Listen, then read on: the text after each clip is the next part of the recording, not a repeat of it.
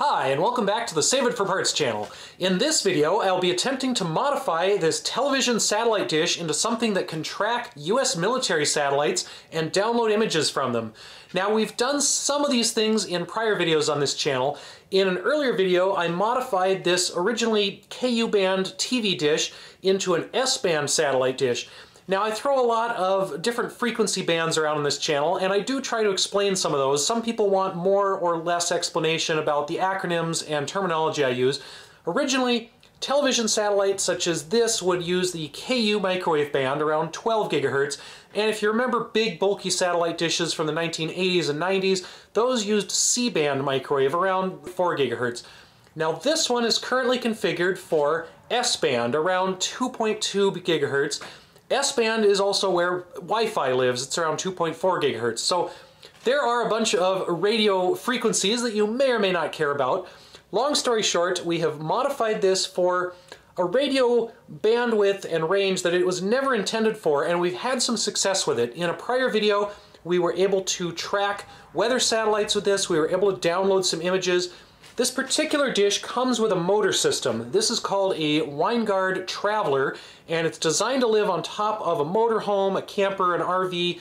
When you park at the campground for the night and you want to watch TV, this thing unfolds from the roof of your camper, it automatically tracks over, finds a TV satellite, and boom, you're watching football wherever you are. Now, I happen to be bored by football, so I tend to take dishes like this and modify them to do other things that I find more interesting. In this case, I want to track military spy satellites with it. Now, the ones we're looking for in this project are called the Defense Meteorological Satellite Program, or DMSP. These were a Cold War era program for military weather forecasting.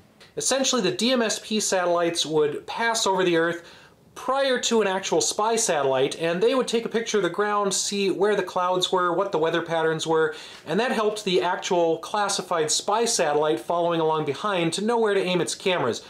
These days they aren't used quite so much, and they're actually no longer encrypted over parts of the US.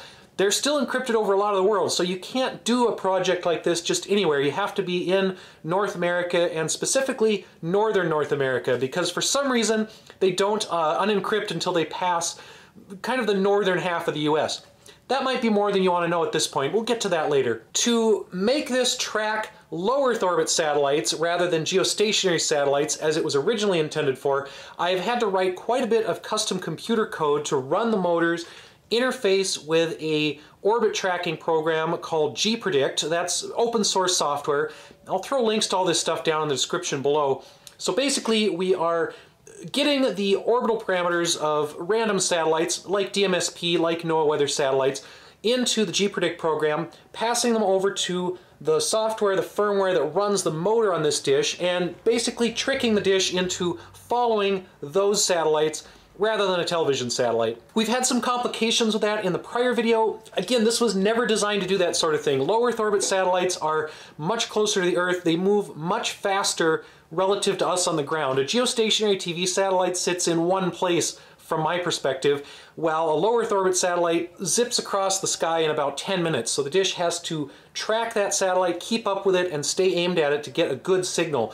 That's especially important for some of the S-band satellites like DMSP that have relatively weak signals compared to other satellites that I've looked at before. The NOAA weather satellites have nice strong signals. You don't need to be very precise with your tracking, but DMSP and some other scientific satellites that I want to look at, I need to be very precise with this. So we're improving some of my code from the prior video where I had not gotten to that level of precision, and we're also trying to improve some other things that cropped up in the prior video where we worked with this Winegard Traveler. The first thing I need to do is change the wiring setup on here. In the prior video, I had my antenna wire going just from the antenna down to a software-defined radio, and as the dish moved, that tended to tangle things, it tended to get in the way. The dish has an internal wiring system. It has an internal wrapping wire that lets it move freely for a certain freedom of motion, and then the antenna cable, the TV cable, comes out this thing on the bottom and into your RV. I'm going to reuse some of that wiring harness for my software-defined radio antenna, and we're going to run the wiring through the dish mechanism.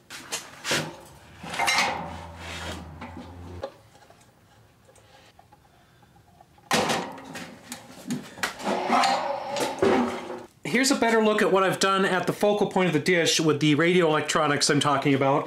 This is a helical feed for S-band, so this is a 2.2 gigahertz antenna, basically, aimed back at the dish. We have that going to an FM radio filter, so this filters out FM broadcast radio because that stuff is a nuisance when I'm working with any radio stuff, and it gets all over the spectrum. So we want to filter out broadcast FM. This is a wideband amplifier, so this boosts the incoming signal up to a higher level, and then that sends it down to the software-defined radio. And we're using a Newelec HackRF1 for this because it has a wider bandwidth and it can go up into the microwave frequency range, so it can go up and look at 2.2 gigahertz, where a lot of other software-defined radios that I've used in the past, like the RTL SDR, will not go above L-band, 1.7 gigahertz. So we need a HackRF1 or some equivalent higher-end SDR to see these signals. So I moved my dish up onto the garage roof. I hooked it up to a laptop in the garage on that network, and now I can sit in the nice warm house, console into that laptop over here on this computer, and I can watch it on the security camera and make sure it does what I'm telling it to do.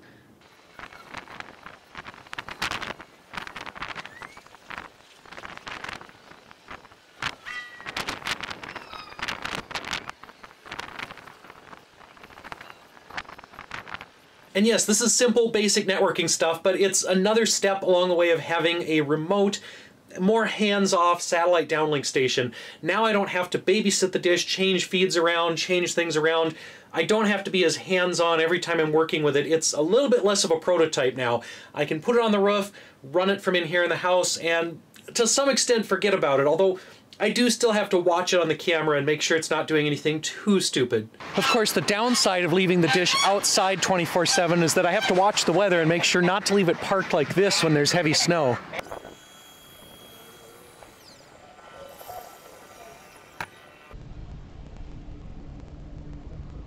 So I've been working on this project for a while. The cats are desperate to help in every one of my videos. I've got the roof antenna working. I've got my code behaving pretty well. I've done a bunch of tweaks to it. I've taken some suggestions from people. I've updated some things. I've changed some parts of the code around. I do have a version 1 of this code on GitHub, but by the time this video is out, hopefully I will have a version 2, which works a little bit better and is slightly less kludgy. And we have managed to download some images from various satellites. The NOAA Polar Orbiting Series has been the most successful. Those are pretty strong signals on S-band, although the imagery is basically the same as what comes down on L-band, and the signal strength is not quite as good. In fact, I'm able to get almost as good of an L-band signal with this dish and antenna feed as I am with S-band. Even though the feed is designed for S-band, I should, I think, be getting slightly better images than these, and I'm really getting not much at all from DMSP. I've gotten a few images downloaded from DMSP satellites, but they're not great. It's not a very big geographic coverage. I don't have much of a signal.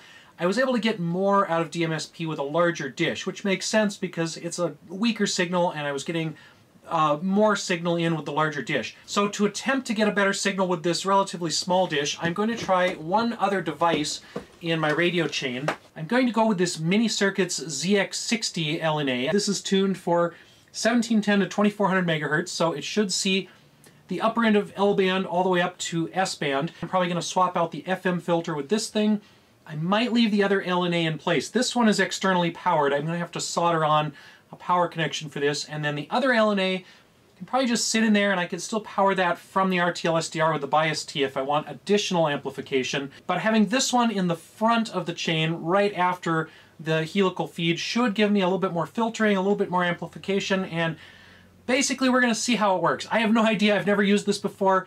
I don't know how well it'll work, but we're going to find out. Now recently I did also pick up a filter for S-band. This is a 2250 megahertz center frequency S-band. I think it's a cavity filter. I've also not used this before. I'm not 100% sure how it works. It definitely has different connectors. It's got these N connectors, so I'll have to go through this with various adapters. I might set this aside for now, but if we don't have much luck with the microcircuits LNA, we might bring this additional filter into the RF chain as well. just to see how that works compared to everything else. So people have complained about my soldering skills and my soldering iron, and I admit they're all terrible. I've got this new soldering iron that IsoTip sent me. They are semi-local in Wisconsin, and they actually sent me one of these before, and it had some issues. It wouldn't charge, and the tip kept falling out, so they sent me a replacement. So we'll give this a USB connection.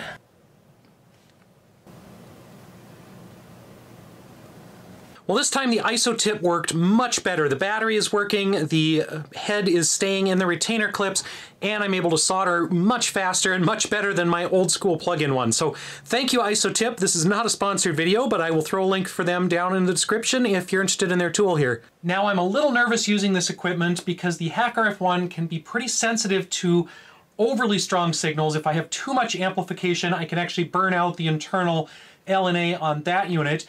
And then the microcircuits LNA, apparently, from what I've heard, has really poor electrostatic discharge protection. So any static electricity can kill that thing. And I'm up here on a roof with dry air in the winter, blowing snow. I'm on plastic pallets on the roof, all recipes for static electricity. So I'm going to try to be really careful with this and keep part of my body grounded while I'm installing it, so I have less of a chance of destroying it immediately. It's also getting pretty windy out here. The little dish can handle it, but it will shake a bit, and that might introduce some errors and static into the signal, especially for DMSP, which needs really precise tracking to get the best signal. So I tried out the microcircuits LNA along with the wideband LNA, which did require some creative power wires, and I did end up with extra wires hanging off my dish, which ended up tangling a little bit. Anyway, we got a much better signal on S-band from the NOAA satellites with this setup. So with NOAA 18, we have a much longer geographic coverage. We were able to get a strong signal for much more of the satellite pass, and we have a much better picture. So this is working a lot better than just the wideband LNA and the FM filter. This little microcircuits LNA filter gadget works pretty well. It just does require a little bit of soldering to get the wiring set up, and then it does require an external bias tee, or in my case, a USB battery bank just zip tied to the dish. So this isn't a great setup for long term, but it is something I can improve on in the future.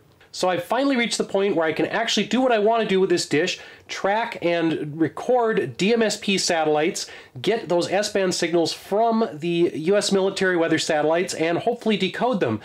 Now, everything works great with the dish. We tracked perfectly, my motion is working great, my speed is working great, we had a great signal with those two LNAs, the recording went fine, and we've run into a problem decoding that. SatDump keeps crashing.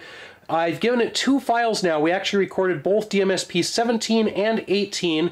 They both came over within a couple hours of each other, so we were able to record one of each.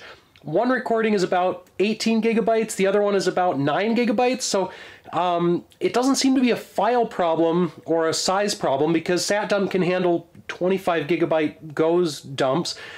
But for some reason, it just gets to the end of the processing step and it just crashes on this laptop. I might have a way around this. I think we can do part of the processing on the laptop and then move that intermediate step before it crashes over to a computer in the house and try to finish the processing on SatDump in there. And this is working much better. We are finally getting a decent image download from the DMSP satellites.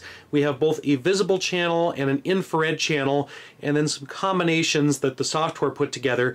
Now we've got some funky kind of giant washed out area. The satellite is maybe configuring its camera for nighttime mode, but it's still getting some sunlight into the side, so we get this overexposed area on one side. But we can get images from both DMSP F17 and F18, both of the surviving Cold War era DMSP satellites. There used to be a whole fleet of these things. A bunch of them had battery fires or explosions or otherwise failed, and we're down to just 2 DMSP satellites that still function. Now you'll note the geographic coverage on these is much worse than the NOAA satellites. Most publicly accessible low Earth orbit weather satellites like the NOAA series broadcast a continuous live stream of what they're seeing. The DMSP satellite does that as well, but it remains encrypted until it passes about 40 degrees or 41 degrees north for North America, and then I can only see a signal with enough strength to decode it to about 60 degrees north latitudes. With the NOAA satellites, a decent pass, I can get on average about double what the DMSP satellite will provide me. You can see the encrypted signal is kind of this fuzzy hash at the bottom of the waterfall, and as soon as it passes that decryption threshold, it switches over to a completely different looking radio signal, and that's the unencrypted signal that we can put through SatDump and we can decode into an image. Now, I still don't really know why it turns the encryption off at that particular latitude. It seems kind of weird.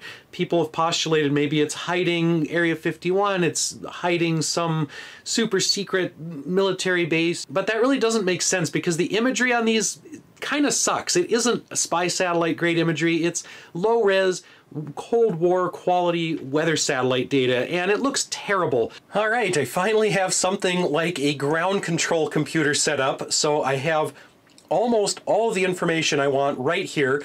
Lower left, we have In2IO's tracking screen. Upper left, we have the live view of what the dish is doing. On the right side, we are remoting into the laptop out in the garage that's actually controlling the antenna. So on that, we have gpredict running. We are sending the gpredict rotor commands to my Python code, which is running kind of in the center bottom. And then on the far right, we have SDR++ recording a satellite pass. In this case, it is NOAA 18. And knock on wood, so far everything is working. Now, it's a little bit windy outside, so I see the dish wiggling around a little bit more than it should, but it seems like we're still getting a decent signal.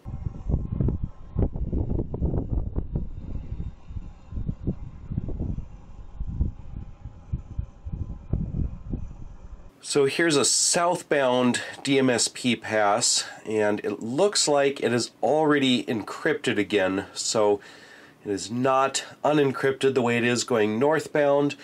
It has gone across the North Pole, it is coming across North America, but we are not getting a signal in the clear anymore. This is back to the old encryption. So unfortunately, it still looks like we can only get northbound passes in the clear. And yes, I'm awake far too early in the morning for this. Just for completeness, I did look at both DMSP satellites for southbound passes across the US, and they both have the same behavior. They remain encrypted going across the US after they have passed over the North Pole. They're on a descending track. Southbound across North America, you can't get anything out of these because they're still encrypted. So it seems like the only time you can get these satellites in the clear is for northbound passes in the northern part of North America, or possibly around the poles, although I don't live far enough north or south to actually try these at the North or South Pole. I've heard they are unencrypted there for scientific reasons, but I can't verify that myself. So just for fun, I also tried the Japanese Hinode or Solar B satellite. This one is particularly difficult, not only because it's a very faint signal, as you can see on the right side of the screen there, it also only downlinks when it's over Wallops Island on the east coast of the US, and maybe some other JAXA locations around the world. But for my purposes, for my use, I cannot receive this when it's directly overhead, when it has a really good signal, because it's not transmitting the full downlink, it's only transmitting telemetry.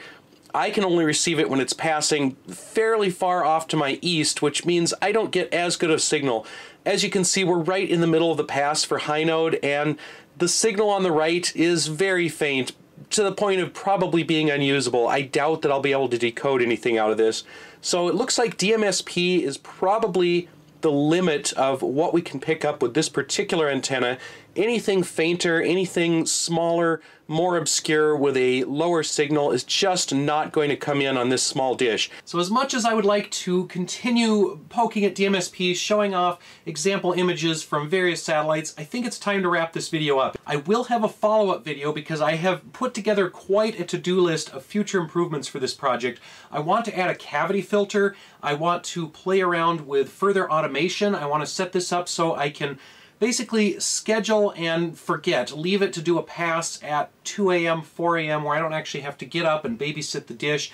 And that's going to involve learning a little more with SatDump. It's got some of that scheduling stuff built in. SatDump can do a lot of the steps I've been doing separately. I've been using SDR++, recording a baseband, then running that through SatDump. Well, SatDump can do a lot of that itself, so I need to get more familiar with that. It's something that's been on my to-do list for a while, and I just have not gotten as comfortable with that process. I have a couple other housekeeping things with the dish. I need to do some better cable management. That's something that I've been going back and forth with a little bit, and it's not ideal. I have had some cable tangles. I would also like to put the dish up higher.